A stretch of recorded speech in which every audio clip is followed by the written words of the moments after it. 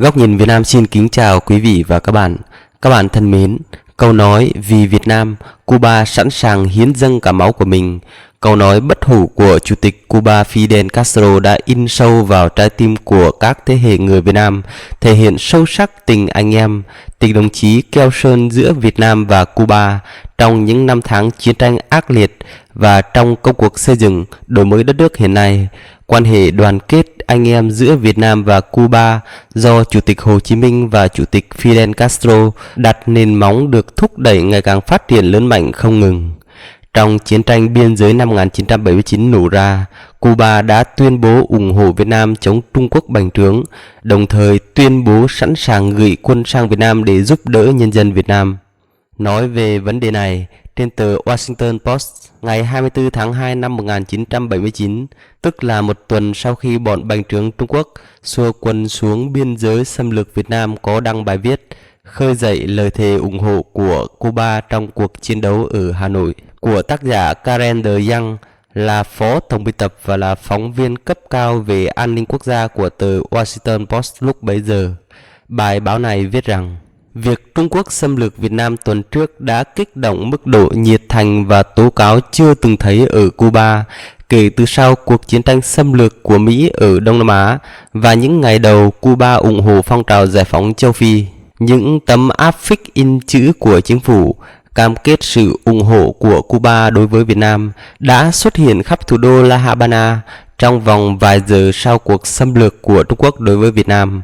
Hàng ngày trong tuần này, toàn bộ trang nhất và hầu hết các trang nội bộ của tờ Granma, tờ báo của Đảng Cộng sản Cuba, đều tràn ngập tin tức về chiến sự ở Việt Nam. Những vị khách Hoa Kỳ đang tham quan một trường trung học cơ sở ở vùng nông thôn của Cuba đã được chào đón bởi những học sinh Cuba bằng lời cổ vũ hãy rời xa Việt Nam. Đồng thời, Cuba cũng ủng hộ sự giúp đỡ của Việt Nam giúp giải phóng Campuchia thoát khỏi nạn diệt chủng Khmer Đỏ và cáo buộc Hoa Kỳ đã điều động để khôi phục lại chính quyền Pol Pot đã sụp đổ ở đó.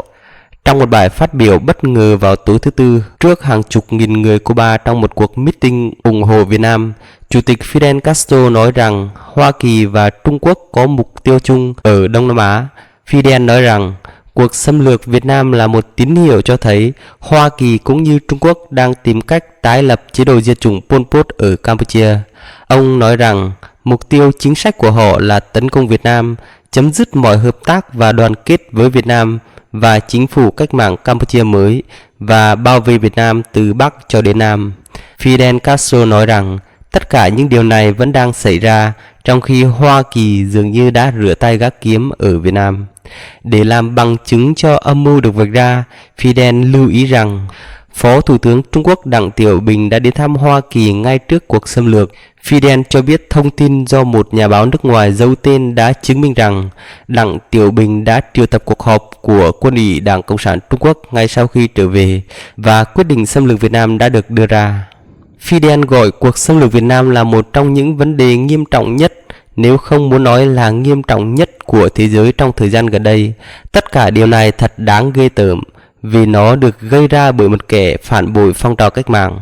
Ông mô tả Đặng Tiểu Bình như một bức tranh biếm họa của Hitler. Các cuộc biểu tình tương tự đã được báo cáo trên khắp hòn đảo này. Trong khi các áp phích đoàn kết với Việt Nam giăng đầy các con phố ở Cuba, thì lại có tin đồn về một cuộc điều động quân sự. Các nhà quan sát tin rằng không chắc Cuba sẽ thực hiện cung cấp nhiều hơn hỗ trợ vật chất cho quân đội Việt Nam. Người dân Cuba hiện đã không còn lo sợ về một cuộc xâm lược hòn đảo của họ. Để huy động tình cảm của người dân Cuba chống lại kẻ thù chung và ủng hộ tinh thần cho các cuộc đấu tranh cách mạng, người dân Cuba từ lâu đã đồng nhất với người dân Việt Nam vì những chiến thắng của họ phần lớn tự giành được đều là chống lại những kẻ xâm lược. Cũng nói về sự ủng hộ của Cuba dành cho Việt Nam năm 1979, trang cuba.cu đã dẫn bài phát biểu của Chủ tịch Fidel khi ấy nhấn mạnh rằng một trong những hành vi ghê tởm, hèn hạ, khốn nạn nhất mà chúng ta từng chứng kiến là sự xâm lược Việt Nam vào lúc này. Đây là một tội ác khủng khiếp. Tội ác này không còn là của những kẻ thực dân, những đế quốc Nhật Bản, thực dân Pháp hay đế quốc Mỹ, mà là của một quốc gia mà vài năm gần đây còn được xem là bức tường thành của cách mạng thế giới, một nước xã hội chủ nghĩa, một đất nước chống đế quốc, một đất nước thân thiện với phong trào cách mạng. Đây là sự phản bội đáng kinh tởm nhất đối với phong trào cách mạng trong suốt lịch sử của nhân loại. Chủ tịch Fidel nói tiếp, tất nhiên, chúng ta sẽ không nói người dân Trung Quốc đã gây ra sự phản bội này. Họ thậm chí không biết điều gì đang xảy ra tại thời điểm này.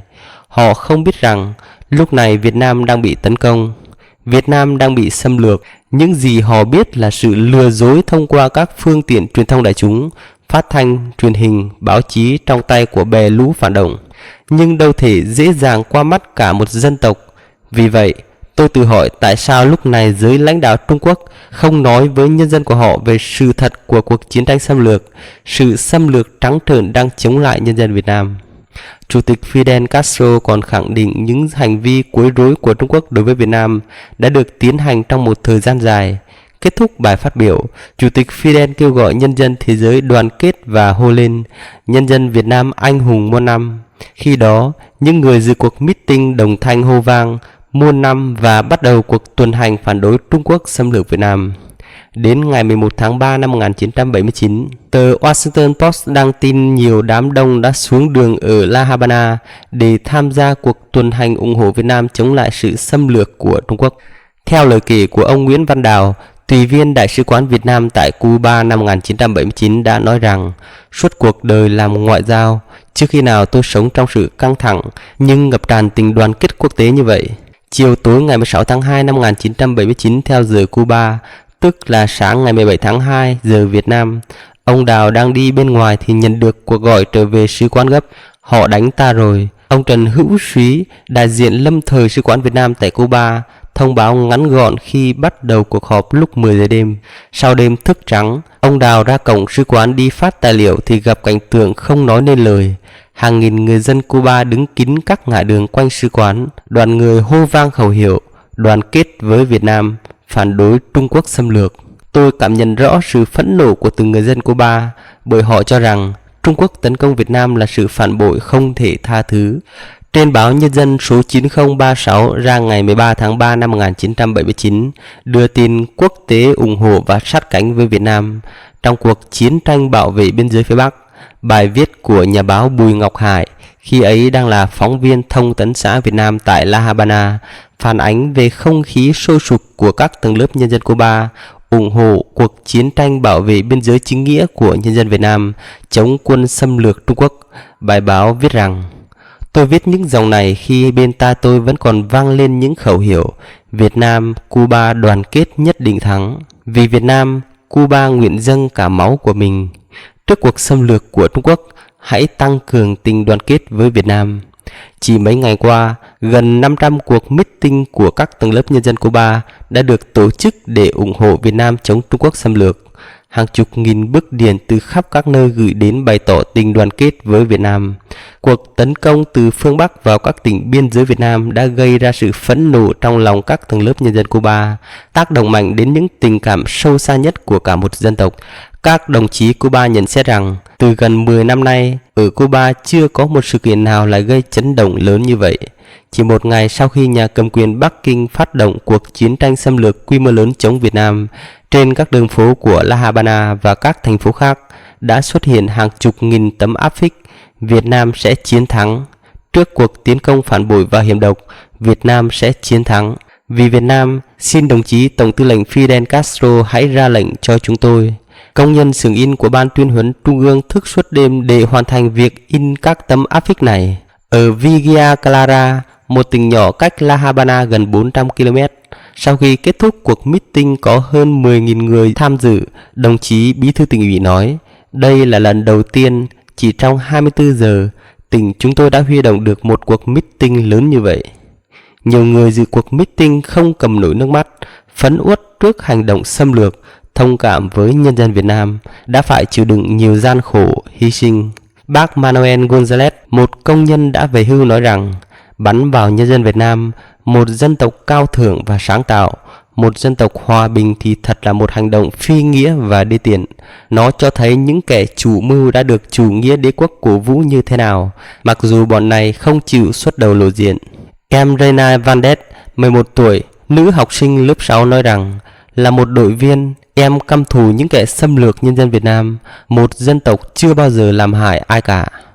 Lên án Trung Quốc, Cuba đã báo động trước thế giới về nguy cơ chúng gây ra đối với hòa bình ở Đông Nam Á, châu Á và trên toàn thế giới, và động viên tình đoàn kết mạnh mẽ với Việt Nam.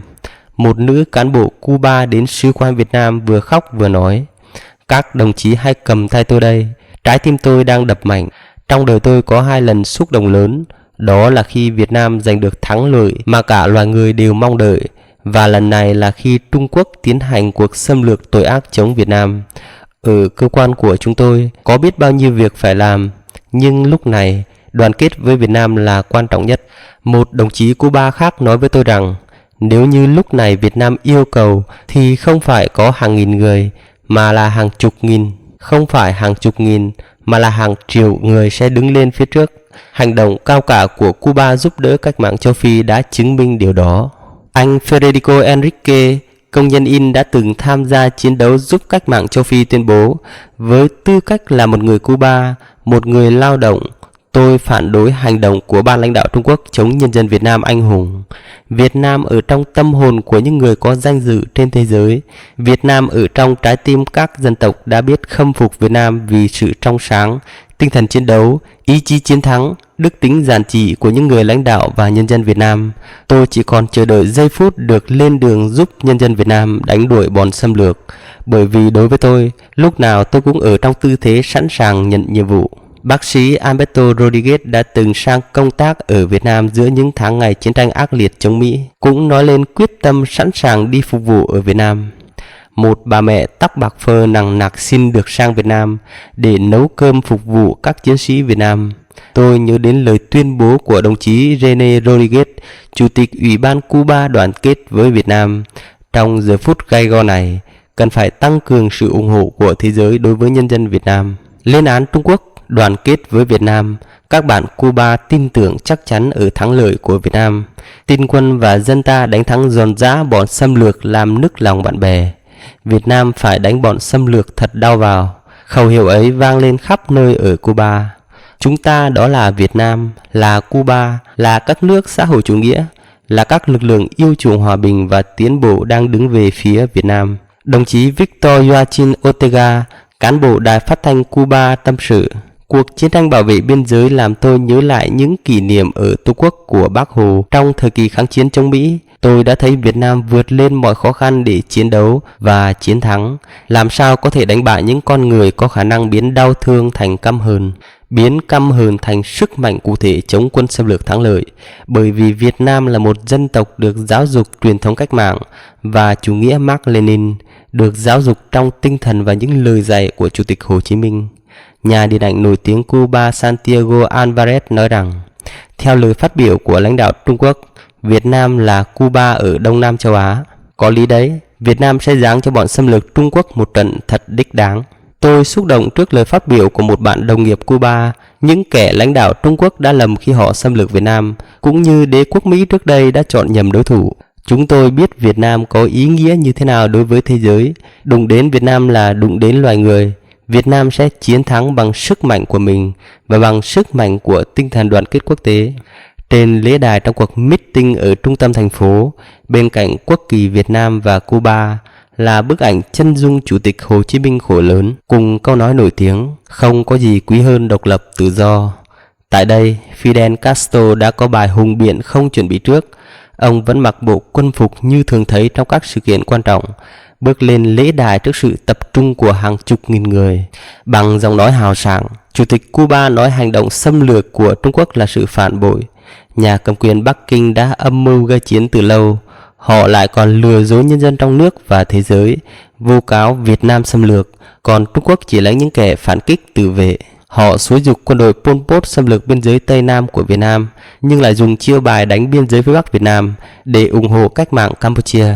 Kết thúc bài phát biểu kéo dài gần 2 giờ, Chủ tịch Cuba kêu gọi nhân dân tiến bộ thế giới hãy nhận thức rõ âm mưu của Trung Quốc và đoàn kết với Việt Nam. Khi Fidel hô nhân dân Việt Nam ngàn lần anh hùng muôn năm, thì hàng chục nghìn người dự cuộc meeting đồng thanh hô muôn năm và bắt đầu cuộc tuần hành. Thưa các bạn, Quan hệ đoàn kết hữu nghị Việt Nam và Cuba do Chủ tịch Hồ Chí Minh và Chủ tịch Fidel Castro đặt nền móng mãi mãi là biểu tượng bất diệt của chủ nghĩa quốc tế trong sáng, vô tư và thủy chung, là niềm tự hào của các thế hệ sau này của nhân dân hai nước, được xây dựng vun đắp từ tình cảm, trí tuệ và sức lực của hai dân tộc, được thử thách qua những năm tháng khó khăn nhất của lịch sử. Quan hệ Việt Nam-Cuba trở thành tài sản vô giá và nguồn cổ vũ lớn lao cho sự nghiệp cách mạng ở mỗi nước, là nhân tố quan trọng góp phần thực hiện cuộc thắng lợi trong công cuộc xây dựng thành công chủ nghĩa xã hội ở hai quốc gia. Với đạo lý uống nước như nguồn, ăn quả như kẻ trồng cây, Đảng, Nhà nước và nhân dân Việt Nam mãi ghi nhớ tình cảm sâu đậm, sự giúp đỡ vô giá của nhân dân Cuba đã dành cho nhân dân Việt Nam trong các cuộc đấu tranh giành độc lập ở Việt Nam, cũng như cuộc chiến chống quân Bành trướng Bắc Kinh xâm lược năm 1979, đồng thời luôn coi việc đoàn kết, ủng hộ và hợp tác với Cuba là mệnh lệnh của trái tim, là chủ trương nhất quán không bao giờ thay đổi. Chương trình hôm nay đến đây xin tạm dừng. Hẹn gặp lại quý vị và các bạn trong các chương trình tiếp theo.